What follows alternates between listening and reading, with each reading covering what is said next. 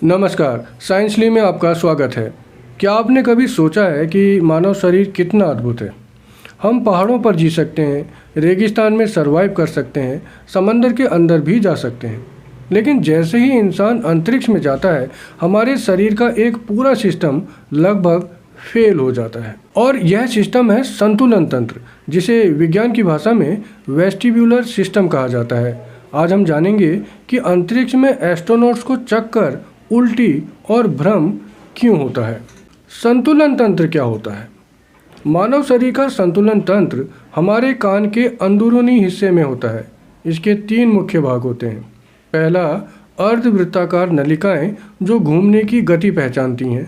दूसरा, ओटोलिथ अंग जो ऊपर नीचे की गति बताते हैं। और तीसरा, द्रव एंडोलिम्फ जो हलचल को महसूस करता है।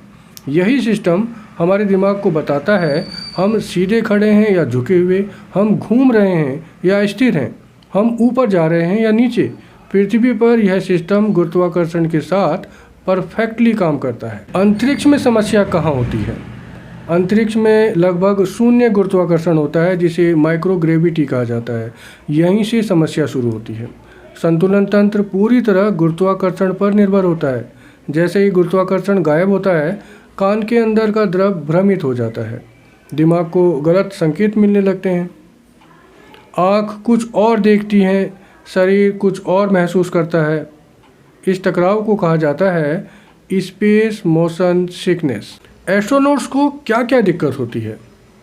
नासा के अनुसार 60 से 70% एस्ट्रोनॉट्स अंतरिक्ष में पहले कुछ दिनों तक इस समस्या से गुजरते हैं। आम लक्षण तेज चक्कर आना, उल्टी या मतली, सिर दर्द, चारों तरफ घूमता हुआ महसूस होना, यह समझना आना कि ऊपर कौन सा है और नीचे कौन सा। कुछ एस्ट्रोनॉट्स को तो सीधे और उल्टे का फर्क भी समझ में नहीं आता। इसी कारण अंतरिक्ष में पहले 2-3 दिन एस्ट्रोनॉट से कोई भारी काम नहीं करवाया जाता। क्या शरीर इसके अनुकूल ढल जाता है? अच्छी खबर यह है कि मानव मस्तिष्क बहुत जल्दी अनुकूलन कर लेता है। 2 से 4 दिनों के भीतर दिमाग नए संकेतों को स्वीकार कर लेता है। संतुलन तंत्र की जगह आँखों और मांसपेशियों पर ज़्यादा निर्भर होने लगता है। इस प्रक्रिया को कहा जाता है न्यूरोप्लास्टिक अनुकूलन। इसी वजह से कुछ दिनों बाद एस्ट्रोनॉट सामान्य रूप से काम करने लगते हैं और स्पेस वॉक भी कर पाते हैं। पृथ्वी पर लौटने पर क्या होता है?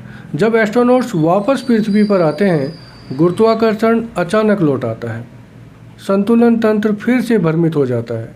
इस कारण एस्ट्रोनॉट्स को चलने में परेशानी और सीधे खड़े रहने में कठिनाई होती है और कई बार वो गिर भी जाते हैं। इसीलिए एस्ट्रोनॉट्स को विशेष पुनर्वास प्रशिक्षण दिया जाता है। तो जब हम कहते हैं कि मानव शरीर अंतरिक्ष के लिए बना ही नहीं, तो यह कोई बड़ा चढ़ाकर कही गई बात नहीं, यह वैज्ञानिक सच्चाई है। और सबसे पहले जो सिस्टम प्रभावित होता है वह है हमारा संतुलन तंत्र। अगर आपको ऐसे ही रोचक, सच्चे और सोचने पर मजबूर कर देने वाले साइंस फैक्ट्स पसंद हैं तो साइंसली से जुड़े रहें।